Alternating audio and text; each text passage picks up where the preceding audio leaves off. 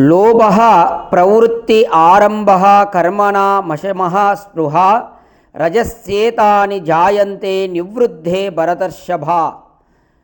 భగవద్గీత విజ్ఞాన యోగము. అర్జున, భరతశ్రేష్ఠ, దేహమునందు రజోగుణము ఎక్కువైనప్పుడు లోభము, కర్మలయందు ప్రవృత్తి, పలు కార్యములను ఆరంభించుట, చిత్త చాంచల్యము, కోరికలు ఎక్కువగుట మున్నగు లక్షణములు చూడనగును. చూడండి, మనిషిలో రజోగుణము ఎక్కువైనప్పుడు ఈ లక్షణాలు ఉంటాయంట. మనిషికి ఏముంటాయి?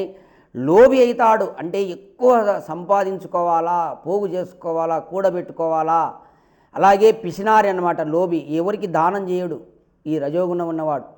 అలాగే కర్మలయందు ప్రవృత్తి, ఎప్పుడు ఏదో ఒక కర్మ, నిర్మలంగా ఉండడు, భగవంతుని ధ్యానము ఇటువంటివి ఏమి చేయడు, యజ్ఞయాగాదులు కూడా చేయడు. ఎప్పుడు ఏదో ఒక పని, అంటే ఏదో డబ్బు సంపాదించే పనిలో ప్రవృత్తమై ఉంటాడనమాట. ఎప్పుడు వానికి ఇదే ధ్యాస. నిర్మలంగా భగవంతుని ధ్యానం చేసుకుందాము, యోగం చేసుకుందాం, స్వాధ్యాయం చేద్దాం, ఈ ఆలోచన రాదు. పలు కార్యములను ఆరంభించుట, కొత్త కొత్త కార్యాలు చేస్తుంటాడు రజోగుణం ఉన్నవాడు. ఊరికే ప్రారంభం చేస్తుంటాడు అనమాట.